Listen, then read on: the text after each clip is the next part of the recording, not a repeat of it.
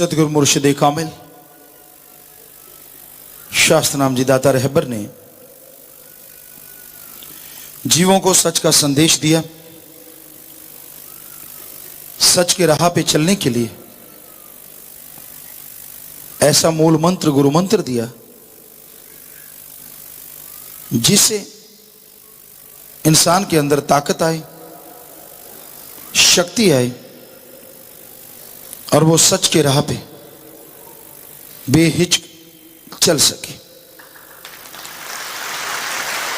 सच के राह पे चलना, दूसरे शब्दों में बोलें तो हकीकी इश्क के रास्ते पे चलना कोई मामूली बात नहीं होती। प्रेम कमाना, शेर जगाना डरपोकों का काम नहीं।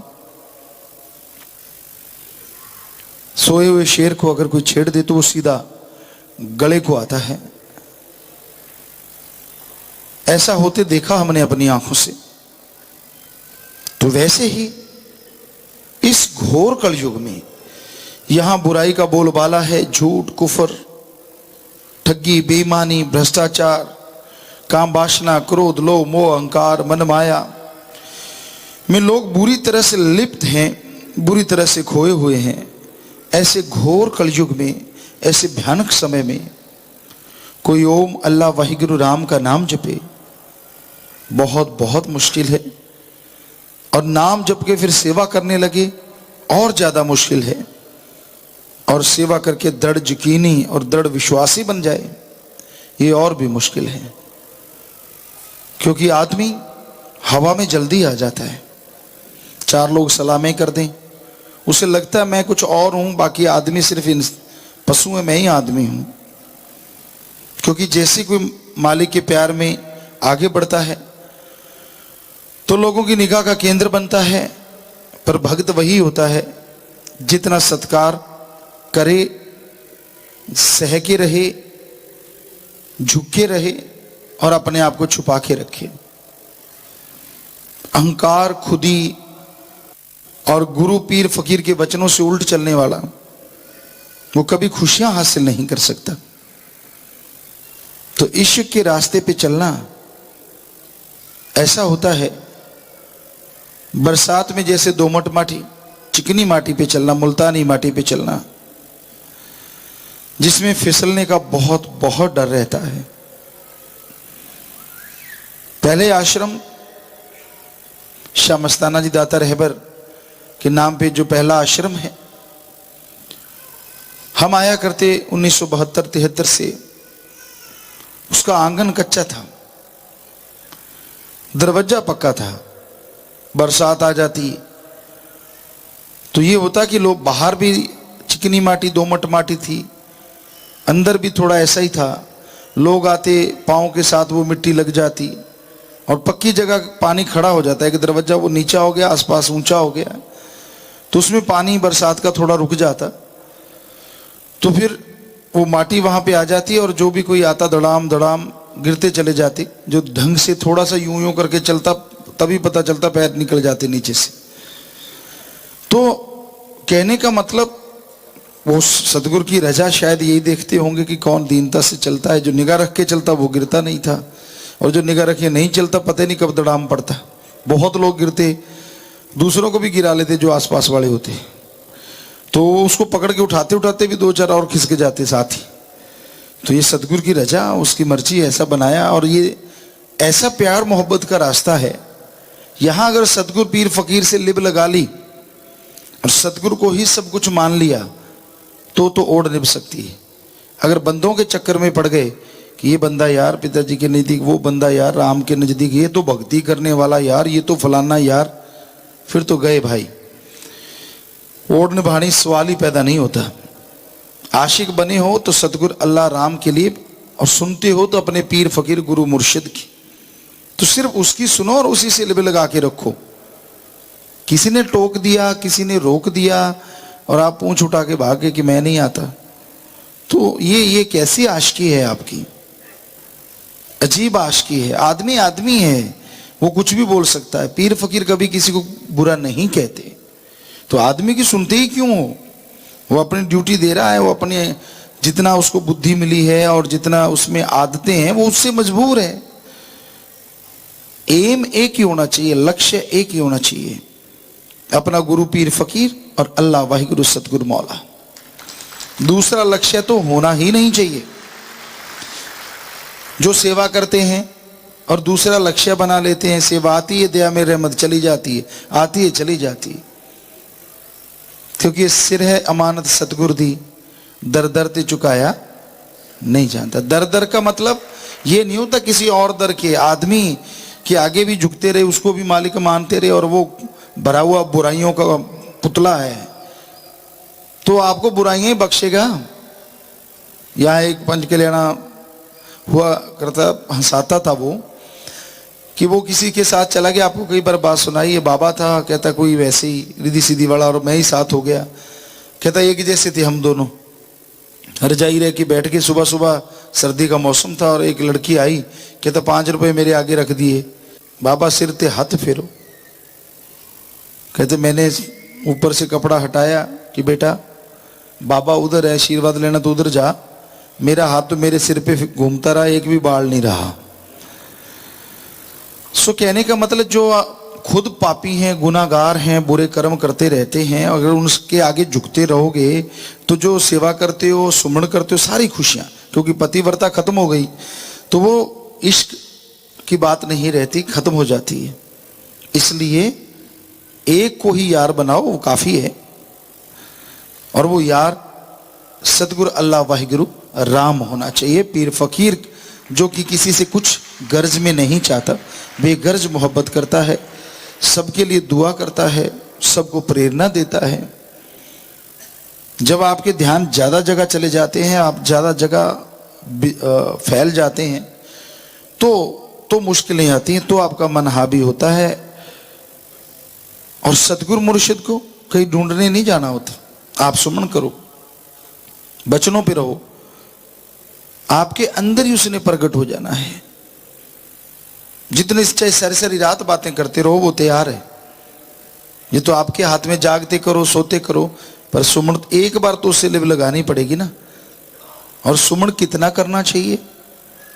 घंटा सुबह शाम लगातार करते रहिए, उसमें कहीं भी इनकार नहीं होना चाहिए, लगातार। पता नहीं कब आपकी वो आंख बन जाए कि आप सारी सारी रात, आप क्या सोचते नहीं है, लाखों लोग हैं सत्संगी जो आज ऐसे बातें करते हैं, सारी सारी रात चलती रहती है, सोते हैं तो, जागते हैं तो, एहसास होता रहता है, खुशबू आती रहती है, पता नहीं क्या क्या। वो तो जो तन लागी सो तन जाने, उसको ही मालूम होता है। तो भाई ध्यान से सुनिए बात। फकीर कोई ये नहीं कहते कि हम आपको कोई बद्दुआ देंगे, हम आपको बुरा कहेंगे, पर कम से कम बात सुनो तो पूरी ध्यान से, और सुन के अमल किया करो।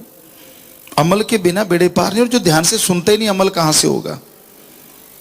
बात को ध्यान से सुनो, मानो, फिर मालिक के इश्क पे चला जा सकता है। उसके इश्क का रास्ता हमने सभी धर्मों में पढ़ा कि जो अल्लाह वाहिगुरु राम के इश्क का रास्ता है वो तलवार की तरह तीखा है। और उसका कारण ही ये है कि आपको अपने अंदर की बुराइयां छोड़नी होंगी, अपने अंदर की बुरी आदतें बदलनी होंगी, और अंदर की बुरी आदतें छोड़ोगे, अपने अंदर की बुराइयां छोड़ोगे, तभी सतगुरु अल्लाह वाहिगुरु राम दर्श दीदार देंगे। दूसरों की बुराइयां गाना, दूसरों की तरफ इशारा करना बड़ा आसान होता है। खुद के अंदर कितने पाप किए हैं, कितने गुनाह किए हैं, उसकी कोई गिनती नहीं करता। और मालिक की कृपा ना हो, 100 ताने, 100 उलाहने इंसान देता रहता है। कदम कदम पे वो जान बचाता है, आने वाले भयानक रोगों को चुटकी में बदल देता है, ठीक कर देता है। वो परोपकार भूल जाता है। आदमी की इच्छाएं इतनी बढ़ गई हैं, मालिक उसकी 99 इच्छा पूरी कर दे, उसका गुण नहीं जानेगा, और 100 में से एक इच्छा अगर रह जाए उसका अवगुण उठा लेगा। और 100 में भी पूरी होगी तो 200 और इच्छाएं तैयार हैं। तो आदमी को शुक्राना करना कभी भूलना नहीं चाहिए। हमेशा मालिक के नाम का शुक्राना करो, मालिक से मालिक को मांगते रहो और हमेशा उस परम पिता परमात्मा से डर के रहो। आपको लगता है हम कहते हैं हर बॉडी में बेपरवाह जी ने यह फरमाया है, इस जन्म में ये दो काम करो, एक नाम जपो और प्रेम करो, किसी जीव का दिल ना दुखाना कभी, मौत याद रखो, मालिक से डरो, उससे डर के रहो। भय भी ना भाव कभी ना आए, कभी नहीं आए। मतलब गुरु साहबानों ने, पीर फकीरों ने, सभी ने कहा है कि उसका अगर भय है तो प्यार बढ़ता है, क्योंकि मालिक का अगर भय रखेगा तो कोई बुराई नहीं करेगा कि यार अल्लाह वाहिगुरु राम को क्या मुंह दिखाएंगे। और अगर उसका भय नहीं, ना यकीन आता है, ना 10वां द्वार खुलेगा, ना ही नूरी स्वरूप के दर्शन होते हैं। तो भय रखना अति जरूरी होता है। जिनके अंदर उसके प्रति भय है फिर भी वो मालिक के रास्ते पे चल रहे हैं। उसके भय को हमेशा याद रखो, उसके नाम का जाप करो, उसकी बनाई औलाद से निस्वार्थ भावना से प्यार करो। मतलब ये होता है कि किसी को बुरा ना कहो, किसी की चुगली निंदा ना करो, किसी को गलत ना बोलो। ये है बेगर्ज प्यार। ये नहीं कि घर घर जाके आप प्यार करने लगे जाओ कि भाई मैं प्यार करने आया हूं बेगर्ज। ये प्यार नहीं होता।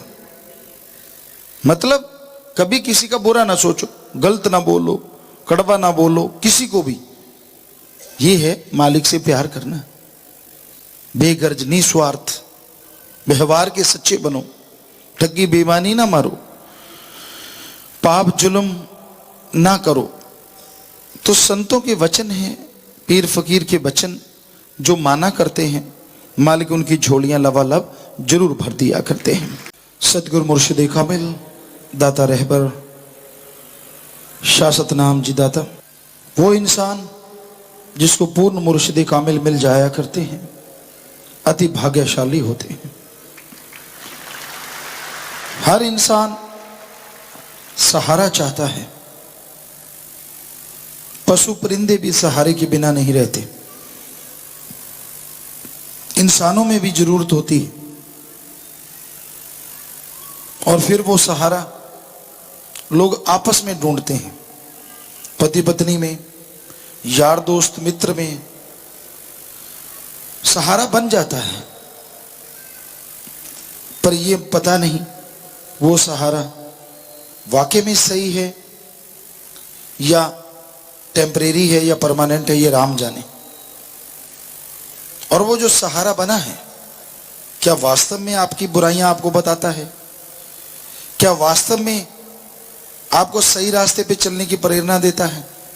ये भी पता नहीं।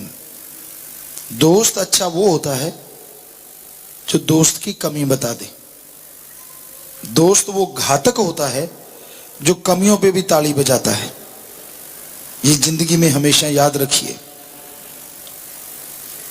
तो ऐसा दोस्त, ऐसा मित्र जो इस जहान में नहीं अगले जहान में भी साथ दे, ऐसा दोस्त, ऐसा मित्र सच्चा मुर्शिद कामिल होता है। हमें वो मिला शाश्वत नाम शाह मस्तान दाता के रूप में, है और हमेशा रहेगा। ऐसा दोस्त शायद रूहानियत में कभी सुनने को भी नहीं मिला। हमने यहां तक सभी धर्मों को पढ़ा, यह जरूर कहा गया कि भाई अब हमारे बाद फलां, फलां के बाद फलां, लेकिन ये पहली बार हुआ हम थे, हम हैं, हम रहेंगे। बात ही खत्म कर दी। पहले ये होता था कि कोई भी पुराने टाइम का बादशाह है और वो बादशाह ना रहा तो उसका हुक्म नहीं चलता, जो बादशाह बन जाता है उसका हुक्म चलता है। लेकिन ये पहली बार हुआ कि बादशाह ही बादशाह था, बादशाह है और बादशाह ही रहेगा। बात ही खत्म हो गई। रूहानियत में ये पढ़ा करते थे कि जिस गुरु से नाम लिया उसका स्वरूप ध्यान में रखो, क्योंकि आपने उस बॉडी से नाम लिया है, उसी का ध्यान में रखोगे तो फल मिलेगा। पर शास्त्र नाम जी दाता ने काम ही खत्म कर दिया, ये कह के हम थे, हम हैं, हम ही रहेंगे, तीनों में से जो मर्जी करते रहो। क्योंकि उनके वचन कोई रोक टोक नहीं। अब नाम लेते हैं, साईं मस्ताना जी महाराज के दर्शन होते हैं, मस्ताना जी महाराज से नाम लिया, अब के दर्शन होते हैं, होते उन्हीं के हैं, लोगों को भ्रम है। तो ये हैरानीजनक बात है। रूहानियत के अनुसार बेमिसाल या कहीं लाजवाब, तो कोई दो राय नहीं। तो ऐसा मुर्शिद, ऐसा सदगुरु मिला जिसका अरबों बार खरबों बार नमन करें उतना कम है, और हम हमेशा करते ही रहेंगे। चलना सिखाया उंगली पकड़ के रूहानियत के रास्ते पे। यहां कोई दिक्कत आई, मार्गदर्शन करके उनसे बाहर निकलना सिखाया। तो ऐसे मुर्शिदे कामिल, ऐसे दाता रहबर का शुक्राना करना है। कई बार इंसान के अंदर आता है कि मैं अपने मुर्शिद को, अपने सदगुरु को कोई उपहार दूं, तोहफा दूं, बनता भी है। जब जान न्यौछावर है, बाकी चीजें क्या पीछे रह जाती हैं? जान के साथ ही तो चीजें बनती हैं। बाकी तोहफे इंसान देता है या नहीं देता, लेकिन सदगुरु जो तोहफे लेता है बेमिसाल है। आप में जो बुराइयां हैं वो दे जाओ, आपकी जो कमियां हैं वो दे जाओ, जो पाप कर्म किए हैं वो छोड़ के यहां फेंक जाओ, और आप राम नाम लेके बिल्कुल फूल की तरह खिल के घर चले जाओ। ऐसे तोहफे तो दुनिया में कोई कबूल नहीं करता। सुना है कभी आपने? मेरे लिए डायमंड का चाहिए, मेरे लिए सोने का चाहिए, मेरे लिए गाड़ी चाहिए, मेरे लिए हेलीकॉप्टर ले दो। लोग अमीर ऐसी चीजें लेके देते रहते हैं। क्या ऐसा सुना है कोई किसी के कर्म उठाता हो? ऐसा सतगुरु मुर्शिद ने करके दिखाया, दिखा रहे हैं और दिखाते रहेंगे। एक बार किसी ने सवाल किया कि संत तो बाली दो जहान होते हैं, फिर परमपिता जी बीमार क्यों हुए? हमने कहा आपकी बीमारियों की वजह से। आप तंदुरुस्त क्यों हुए ये सोचो। अगर ये सोचने लग जाओगे रूहानियत से, तो अपने आप समझ आ जाएगी संत पीर फकीर क्यों किसी के बोझ लेके बीमार हो जाया करते हैं।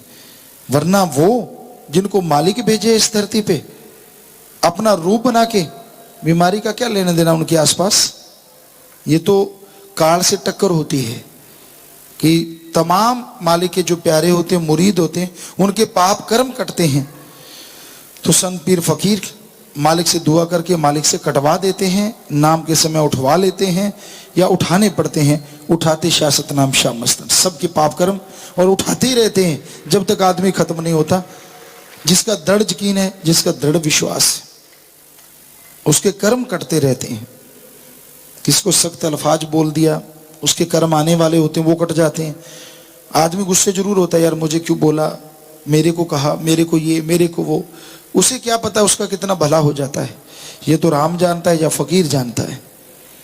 तो संतों का काम सबका भला करना होता है, दिखाना नहीं होता। और वो कभी किससे रूठते नहीं।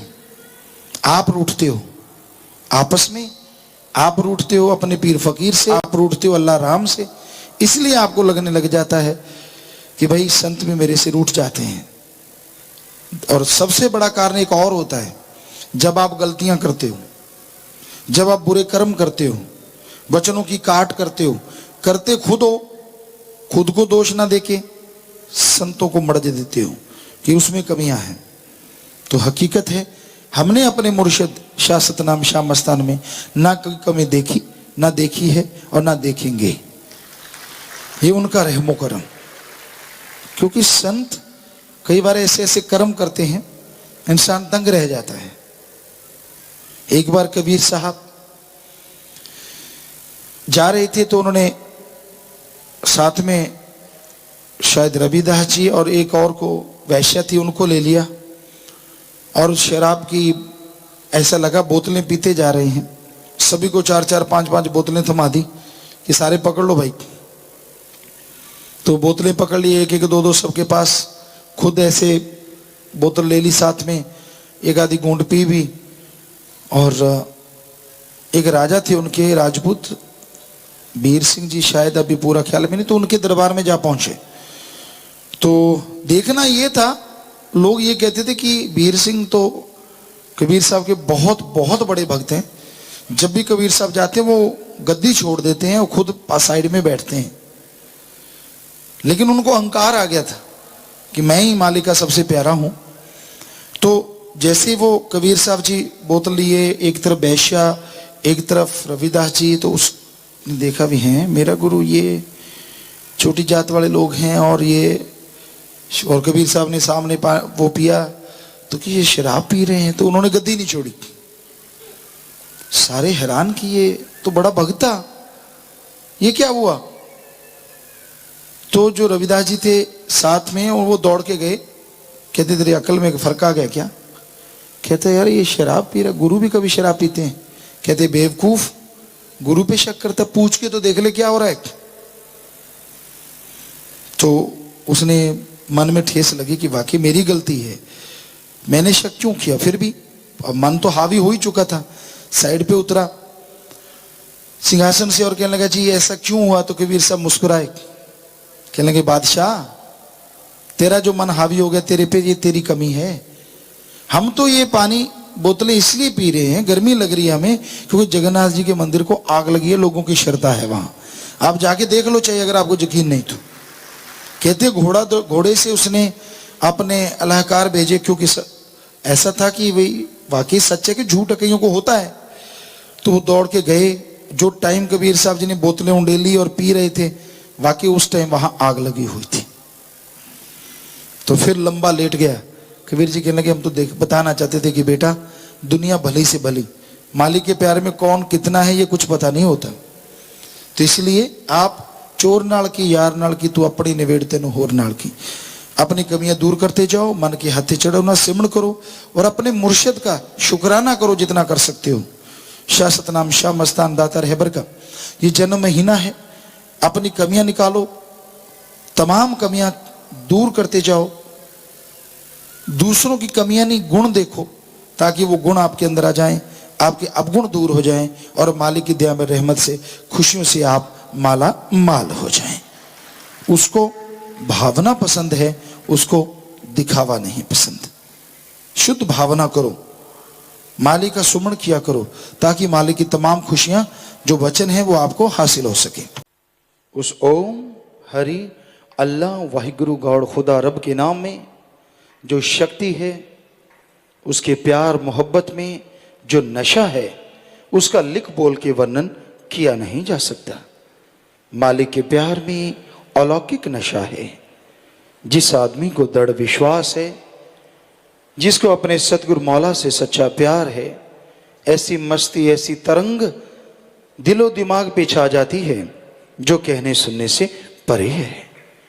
संतों ने, पीर पैगंबरों ने मालिक के प्यार की चर्चा की है कि मालिक के प्यार में जो नशा है, जो लज्जत है, जो स्वाद है उस राम की भक्ति में, राम की मोहब्बत में, अल्लाह के प्यार में, उसका वर्णन नहीं किया जा सकता। संसार में बहुत चीजें मीठी हैं, शहद, गुड़, शक्कर, घी, दूध, मेवे, मिठाइयां, बहुत कुछ मीठा है। लेकिन हे राम, हे ईश्वर, तेरी मिठास, तेरे प्यार मोहब्बत की मिठास के सामने ये सब कुछ गंदगी है, तुच्छ है। इतनी जबरदस्त मिठास है। स्वाद इंद्रियों के भोग विलास का स्वाद है, जीवा का स्वाद है। हे राम, तेरी भक्ति में, तेरे प्यार में जो स्वाद है वो कहने सुनने से परे है, लिख बोल के वर्णन किया नहीं जा सकता। और यही बात इस्लाम धर्म में भी आती है। हे मालिक, तेरे प्यार मोहब्बत का एक पल, सारी जिंदगी तो बहुत बड़ी चीज, एक पल, सिर्फ एक पल यानी कुछ मिनट, मालिक तेरी याद का, तेरे दर्श दीदार का वो पल, तेरे प्यार मोहब्बत का वो पल, अगर उसकी वर्णन करें, उसकी तुलना करें, तो मजाजी शराब के लाखों मटके भरे हों और तेरे नूरी स्वरूप की वो एक झलक, तेरे प्यार मोहब्बत का वो एक पल, उन लाखों करोड़ों मटकों से अरबों खरबों गुना ज्यादा नशा देने वाला है। और यही सिख धर्म में आता है कि वाहिगुरु हे राम, तेरी मोहब्बत का नशा कहने सुनने से परे है। पाक मोहब्बत, तेरा प्यार हे वाहिगुरु हे राम बड़ा नशा देता है, बड़ी लज्जत देता है। गुरु नानक देव जी ने ऐसी लज्जत मियाँ मिठा जी को चखाई तो जो उसको सिर्फ फकीर समझता था, सादा आदमी समझता था, वो कहने लगा हे पापियों के उद्धार करने वाले पतित उद्धारण, हे दया के सागर, हे रहमत के मालिक, अब तो मुझे यूं लगता है मेरे रोम रोम में वाहिगुरु के नाम की अतुक्त लहरें चल रही हूं, यानी करंट दौड़ रहा है मेरे शरीर में, एक नशा आ रहा है, एक लज्जत आ रही है, कहने सुनने से परे है। तो मालिक के प्यार में बेइंतहा नशा है, बेइंतहा लज्जत है, लेकिन मिलता उसको है जिसका दृढ़ विश्वास है। बेपरवाह जी फरमाते, कितना भी तूफान आए, कितनी भी बरसात आए, कितना भी हवा तेज हो, छोटे घास फूस, छोटे तिनके उड़ जाया करते हैं, पर प्रेमी जो मालिक से प्यार करने वाला है उसका तो दिल पर्वत के समान होता है। बाकी सब कुछ हिल सकता है लेकिन पर्वत नहीं हिल सकता। तो मालिक के प्यार में इतनी ताकत होती है, इतनी शक्ति होती है, प्रेमी का दिल तो पर्वत होता है, पहाड़ की तरह होता है, यानी एक बुलंद हौसला होता है, पारे की तरह नहीं। हम आपको कई बार सुनाया करते हैं, ये सेवादार लेके भी है, देखो पारे का जीव है, इसको कहा करते हैं पारे का जीव। इसमें पारा प्रेशर से भरता रहता है, भरता रहता है। अब तो शायद हवा है पंखे की, तो ये बेचारे रुक जाते, इतनी ताकत नहीं कि पंखे की हवा का सामना करें, तो फिर भी ये झुकते झुकते एकदम से झुकते हैं और पारा पीछे जाता तो धड़ाक से ताड़ ताड़ ताड़ ताड़। तो यानी एक बार तो कहते मैं ये कर दूं, वो कर दूं, फलां कर दूं, और बाद में जैसे जैसे पारा ऊपर आते यूं खड़ जाते हैं, बस अकड़ जाते हैं नीचे, बस कुछ नहीं है। और जब फिर गिरते हैं नीचे, चोट पड़ती है, कोई बिलबिलाते हैं, फिर राम राम राम राम राम राम राम राम, फिर फटाफट फटाफट फटाफट लग जाते हैं। तो मालिक का प्यार तो एक रस होता है। जिंदगी में ये दृढ़ संकल्प कर लो कि मालिक के प्यार को, मालिक की मोहब्बत को पकड़ के रखना है। उसके प्यार मोहब्बत ने अपने आप को पूरी तरह से पकड़ के रखना है, ताकि एक पल भी छूटने ना पाए, एक पल में भी कोई गैर का ख्याल ना आए, किसी दूसरे का, अपने सतगुरु मौला का ख्याल आता है। जितना आता है आपका पल पल की भक्ति मंजूर कबूल जरूर होती है। वो कोई गलत चीज नहीं है। अगर हर पल आपको अपने सतगुरु मौला का ख्याल आता रहता है, ये तो भक्ति है, ये तो इबादत है। पर कईयों का मन ये भी हो सकता है बुरा कहलाता हो कि नहीं ये तो ठीक नहीं है। नहीं, यही ठीक है कि कोई भी आपका ख्याल आए, बजाय कहीं और किसी बुरे ख्यालों में फंसने के, अपने सतगुरु मौला का ख्याल आता रहे, ताकि वो बुराइयों से आप बचे रहें और पल पल का सुमन दरगाह में मालिक मंजूर कबूल कर लें। तो प्रभु प्रेम में जो दम कर दे सबको ही बेगम, ऐसा प्यार, ऐसी मोहब्बत, दृढ़ विश्वास, दृढ़ यकीन जो कर लेते हैं, तो वो मालिक का प्यार सबको बेगम कर देता है, बेगमपुर का बादशाह बना देता है। तो भाई यही सतगुरु मौला का प्यार है, उसकी मोहब्बत है।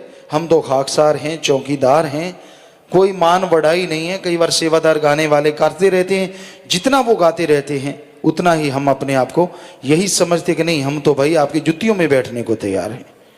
सवाल ही पैदा नहीं। जितना कोई मान बढ़ाई गाएगा करेगा, उतना ही हमें अपने आप ही आता है कि हम उतने ही ऐसे अल्फाज बरतें जिसके काबिल जीव समझता है कि उसका मन होना चाहिए। इंसान को इस काबिल बना के रखे तो मालिक के काबिल बन जाता है। इसलिए भाई हम खाकसार हैं, चौकीदार हैं, सेवादार हैं, आपके जूतों में बैठने को तैयार हैं। हम में कोई मान बढ़ाई नहीं।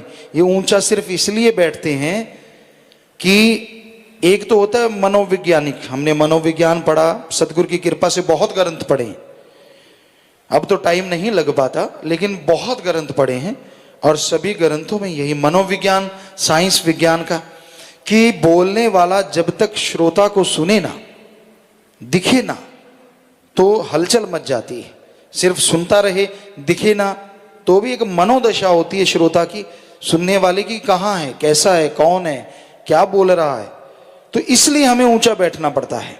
दूसरा कारण साध संगत, इस कलयुग में सभी पवित्र ग्रंथों में लिखा है, जो भी ओम हरि अल्लाह राम की चर्चा में कैसे भी आके बैठे हैं आप, कोई मजबूरी या किसी तरह से आप आ गए, चलो आ तो गए, सारे धर्मों में लिखा है जो राम नाम की कथा कहानी में आके बैठते हैं, अगर अमल कर लें तो देवी देवताओं से बढ़ के होते हैं।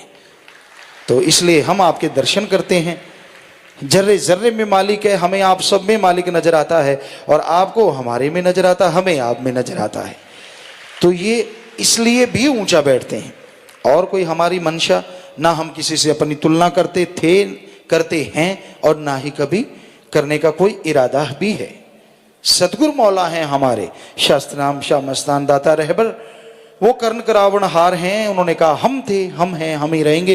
तो हम तो है ही नहीं, वही हैं, वही थे, वही रहेंगे, वही कर्ण करावण हार। तो भाई हम तो खाकसार हैं, हम में कोई ऐसी मान बढ़ाई नहीं, कोई हम अपने आप को बड़ा नहीं समझते। लेकिन हम ये गारंटी आपको दे सकते हैं, हमसे हमारा मुर्शिद कामिल सतगुरु जो भी बुलवाता है उसने पूरा किया, कर रहा है, और करोड़ों गुना बढ़ के आगे करता रहेगा। सो ऐसे मालिक दाता रहबर को कोटन कोट नमन करते हैं, कोटन कोट नमन करते हैं अपने सतगुरु मौला को, अपने दाता रहबर को। और ऐसा मान कि भगवान से भी अरबों खरबों गुना बढ़ के। सो हर मुरीद को अपने मुर्शिद कामिल सतगुरु पे दृढ़ विश्वास हो, दृढ़ यकीन हो, तो ही मन रुकता है। वरना मन ये पारे वाले जीव की तरह है, जब परेशानी आती है तो फिर ताड़ ताड़ सुमरण चलता है, नहीं आती तो तन के खड़ा हो जाता है। तो इसलिए भाई सुमरण को कभी ना छोड़ो, सुमरण करते रहो। सुमरण से ही बचा जा सकता है कलयुग में। आप अपने आप से परेशान क्यों परेशान, जपो नाम, परेशानी दूर हो जाएगी। ये थोड़ा ही है कि मन के आगे हथियार डाल दो। सुबह शाम 15-15 मिनट कम से कम सुमरण करो, इतना ही किया गया कंटिन्यू सुमरण काफी है। आधा घंटा, घंटा, 2 घंटे सुबह शाम कर लो तो 12:25, फिर तो कमी नहीं। पर बचनों पे पक्के रहो। ये नहीं सुमरण करते करते किसी ने हाथ लगा दिया, दे गाड़ी, दे जूता, दे चप्पड़। ये कैसा राम नाम का जाप है भाई? कैसे भक्त हो जो जरा सा टच करना नहीं सहा गया, कोई पास आके बोल पड़ा तो लाल लाल आंखें दिखाता है, अरे मैं सुमरण कर रहा था तुझे पता नहीं? सुमरण कर रहा था तो क्या आसमान नीचे आ गया? तू अपने लिए कर रहा है, आत्मा के लिए कर रहा है। सुमन की बाडी जो होती है उसको गुस्सा नहीं आया करता। जिसका 10वां द्वार खुल जाता है ना, गुस्सा नहीं आता, चाहे उसे कोई गालियां भी दे तो भी सह लेता है। वो काबिल बनता है 10वां द्वार खुलने के। ये नहीं जरा सी बात पे पूंछ टेढ़ी हो गई, घंटा कई दिन लगते हैं पूंछ सीधी होने में, फिर से जरा सी बात की इधर को टेढ़ी हो गई, फिर इधर लाने में टाइम लगता है। ऐसे नहीं वो 10वां द्वार खुलता। 10वां द्वार खुलवाना चाहते हो तो नाम जपो, दीनता नम्रता धारण करो, और सहना सीखो, सहना। कबीर जी की बात आपको सुनाया करते हैं। उसके पास इब्राहिम अदम नाम का बादशाह आया था, और आपको पता है ये लंबी चौड़ी बात नहीं सुनाएंगे कि उसको जब उस पर गंदगी डालेगी, तो जब लोई ने कबीर जी को कहा कि कबीर जी मुझे तो ये अब पहले 6 साल जो 6 महीने लगता था वैसा अब 6-12 साल के बाद लगता है, कोई फर्क तो पड़ा नहीं। कबीर जी कहते नहीं नहीं नहीं, अब ये 10वां द्वार खुलने के यानी भक्ति के काबिल। तब देते नाम तब थे जब उसके काबिल बन जाता था। अब तो कलयुग है। अब ऐसा अगर देखें तो हाल बनाने की जरूरत ही नहीं है, टेंट में ही नाम मिल जाए करेगा, छोटे से तंबू में, क्योंकि ऐसा काबिल कोई कोई मिल पाएगा इस कलयुग में। इसलिए चाहे कोई काबिल चाहे ना काबिल, हर किसी को राम का नाम दिया, थोड़ा जप ले तो बल्ले बल्ले, कमी नहीं है। पर अगर जहां तक 10वें द्वार की बात है, कईयों की इच्छा होती मेरा खुलता नहीं, मैंने नाम जपा, मैंने ये किया। अरे है तो डीसी डायरेक्ट करंट, कोई छेड़ दे तो ऐसे लगता है जैसे कोई मसाल जग गई हो। बात बात पे झगड़ने को आता है, गला काटने को आता है। तेरा खुलेगा 10वां द्वार। 10वां द्वार कैसे खुला था? इब्राहिम अदम का, जब उस पे लोई ने गंदगी, आदमी की गंदगी, बिल्ली की गंदगी, पशुओं की गंदगी घोल के लेप डाला था। पहले सिर्फ कूड़ा करकट डाला था, कीचड़ डाला था। तो बादशाह ने कहा था झाड़ के बल्क बुखारे होता, करता सो करता। और जब दोबारा उस पे सारी गंदगी डालेगी 12 साल के बाद, उसने सिर झुका दिया, सजदा किया, हे मेरे ऊपर गंदगी डालने वाले, अल्लाह मालिक तेरा भला करे। मैं नीच, मेरा मन नीच, इसी के काबिल था, मेरे में कोई बड़ाई के लायक कुछ भी नहीं, मैं इसी के काबिल था।